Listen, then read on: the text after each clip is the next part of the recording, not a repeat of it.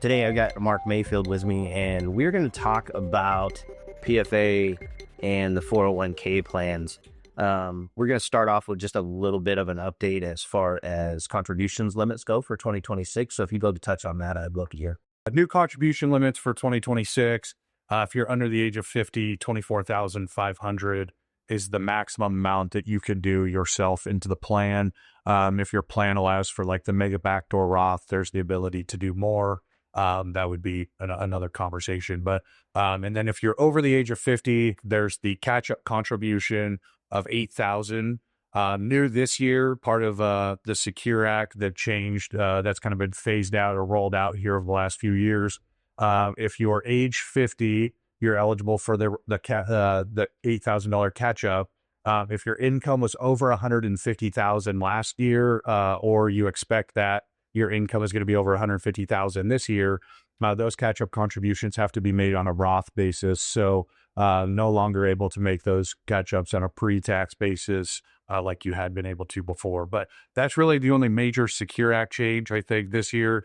There's also the super catch-up contribution limits for anybody ages 60 to 63, and that's going to be of another 11,000 or so. So it's above what the normal catch-up contribution of 8,000 is.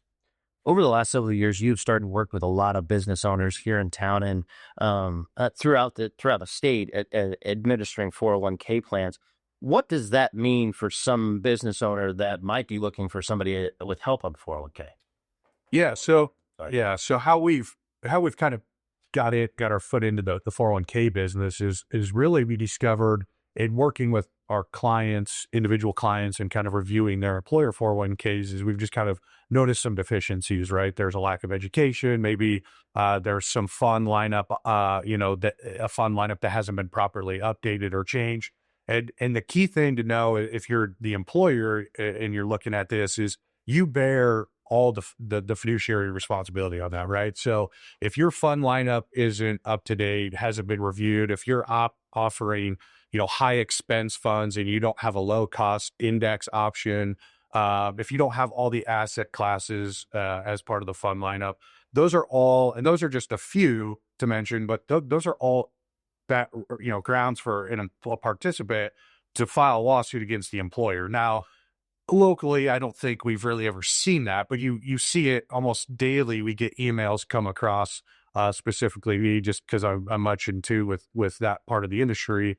And there's constantly businesses, companies that are getting sued over improper 401ks. The other thing is there's been a huge push in trying to, suppress fees, right? So, if everyone is more fee conscious today, there's a lot more providers for 401k plans. I mean, there's a number of players and they're all putting pressure on each other to continuously lower fees, right? So when we start looking at some of these employer plans, like I looked at one just recently, they had a 1.4% expense on a 401k plan, right?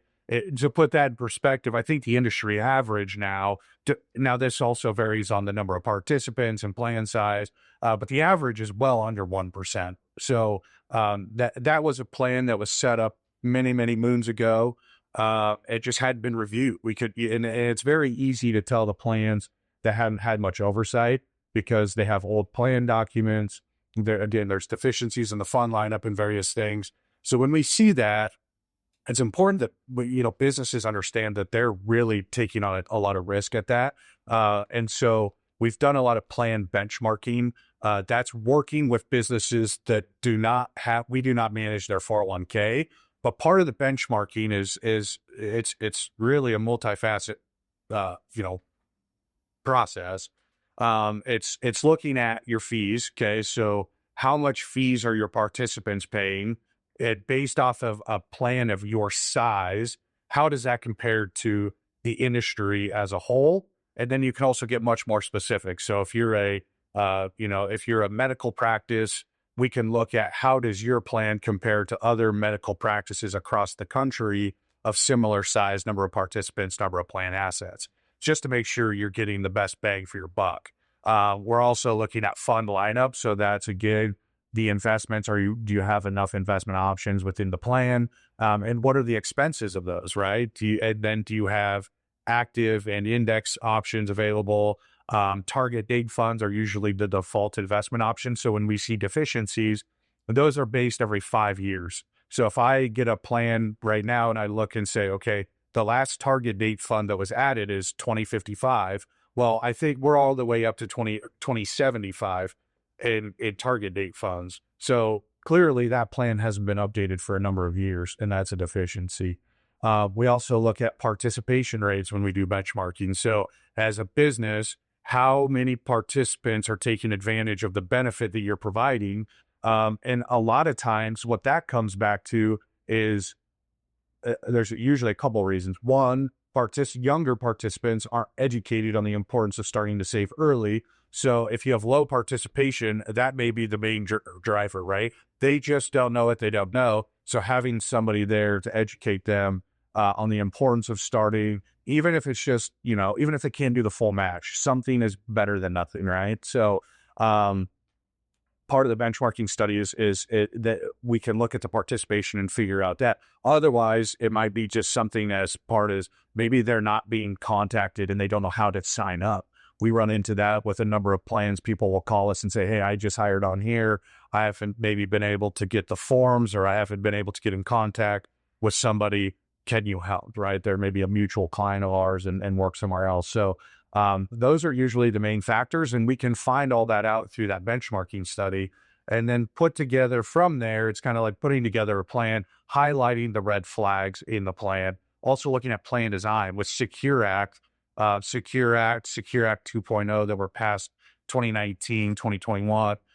Those had so many changes to retirement plans. It was almost solely based on 401k plans. There's a lot of things that were in those that are required. So businesses need to be aware of that, and they need to be modifying and amending their plan to take into account those required changes. There's also a number of optional changes that they can take, that they can add. And that's really a case by case basis. Some businesses look at those and they say, hey, we don't want to deal with that. It's not required. We're okay. There's others that I think are really good provisions that should be adopted. And again, if you're not in tune with this, you don't know about that. So now you're not really offering, a plan that's really perceived as a benefit. Because as an employer, the whole reason for offering a 401k plan, it provides some tax benefits, but the main driver is employee retention, right? So you're trying to retain the good help you have, and you're also trying to be an attractive employer, attractive benefit package for hiring new employees.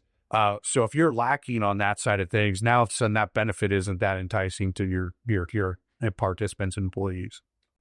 Yeah. So to reiterate, there's a lot of opportunities there, a lot of different things that we can look at as a firm. So if you're a business owner or an employee and you have questions when it comes to the 401ks, make sure to look up Mr. Mark Mayfield. So Yeah. Thank you. Yep. Thank you.